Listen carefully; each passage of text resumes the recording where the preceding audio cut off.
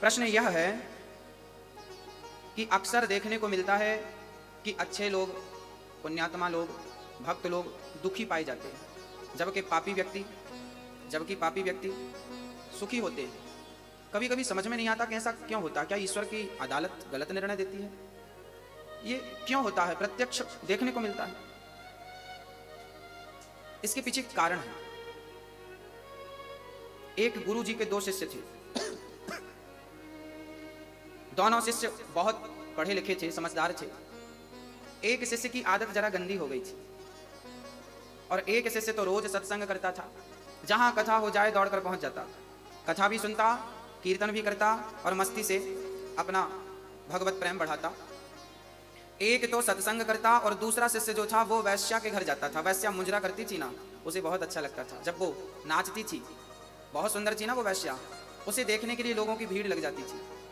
आपने भी देखा होगा, आज भी गांव में कथा भागवत सुनाने, अभी हम कथा सुनाने गए थे बिहार में, तो वहां लोगों ने बताया कि महाराज जी कथा में इतनी भीड़ नहीं है, इन गांव वालों को पता बस चल जाए कि कोई नाचने वाली आई है तो सबसे ज्यादा बूढ़ों की भीड़ लगती है। ये बूढ़े लोग ना पता नहीं क्या देखना चाहते हैं, इनकी आंखें बड़ी प्यासी हैं। बहुत गंभीरता से समझिएगा, ये जो आंखें हैं ना आपकी, शरीर पूरा होने को आया पर अभी तक देखने की इच्छा पूरी नहीं हुई। आज भी मुजरा देखने का मन कर रहा है, आज भी नाचने वाली को देखने का मन कर रहा है, आज भी सुंदरता पर मन लट्टू है। एक सुंदर स्त्री गुजर रही थी, किसी ने कहा वाह कितनी सुंदर है। हमने कहा पागल, तू इसकी सुंदरता के पीछे पड़ा है, अभी तूने सुंदरता देखी कहाँ है? जिस दिन मेरे बांके बिहारी की सुंदरता देखेगा ना, पागल हो जाएगा। ये दुनिया हमें तब तक ही अच्छी लगती है जब तक हमें भगवान का स्वाद नहीं मिल जाता, और मिलने की देर है, केवल देर है। एक शिष्य जाता वैश्या का नाच देखता, जबकि दूसरा शिष्य जाता तो वो कथा सुनता। एक दिन वैश्या के घर से लौट रहा था शिष्य, तो सिर्फ रास्ते में सोने से भरी एक पोटली प्राप्त हो गई। रास्ते में सोना मिल गया ढेर सारा। और ये सत्संग करने वाला जब अपने घर गया तो रास्ते में इसके पांव में एक लोहे की कील लग गई, और वो कील ऐसी लगी कि उसके पांव को फाड़ती हुई, हड्डी में चुभती हुई आर पार हो गई पांव में, पंजे में।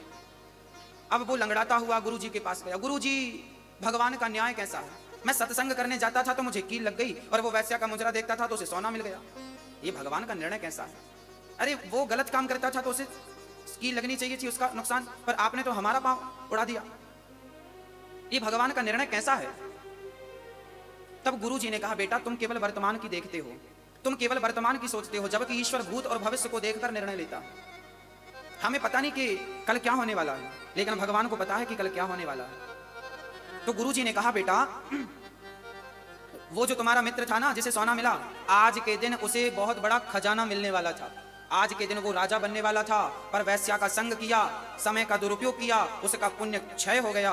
और भगवान ने कहा कि इसे राजा बनना था, क्योंकि पिछले जन्म में इसका पुण्य ज्यादा था, इसे राजा बनना था, पर वैश्या का संग कर करके इसने सारा पुण्य खत्म कर लिया। इतने से सोने से इसे तसल्ली करनी पड़ेगी। और तुम्हें आज के दिन तुम्हें मौत आने वाली थी, आज तुम्हारे जीवन का अंतिम दिन था, पर तुम भगवान की कथा से जुड़े थे, कीर्तन और सत्संग से जुड़े थे, तो भगवान ने आपकी मृत्यु को एक लोहे की कील में तब्दील कर दिया। यह परमात्मा का निर्णय है जो सब समझ नहीं पाते, सबके बस की बात नहीं है। जीवन में जब दुख आए, जीवन में मैं आपसे बात कर रहा हूं, आपके जीवन में जब कोई भी दुख आए तो समझ लेना कि ये आपकी बहुत बड़ी, आप यदि ईश्वर से जुड़े हैं तो आपका बहुत बड़ा संकट परमात्मा ने छोटा सा करके निकाल दिया। बहुत बड़ा संकट। ईश्वर का धन्यवाद हमें देना चाहिए, ईश्वर का शुक्रिया अदा करना चाहिए। कुछ भी हो सकता है, इसलिए हर व्यक्ति नेगेटिव ना सोचे, पॉजिटिव सोचे, सकारात्मक सोच रखे। जब आप अच्छा सोचते हैं तो आप अच्छे बनते हैं, आप नकारात्मक सोचते हैं आप बुरे बनते हैं।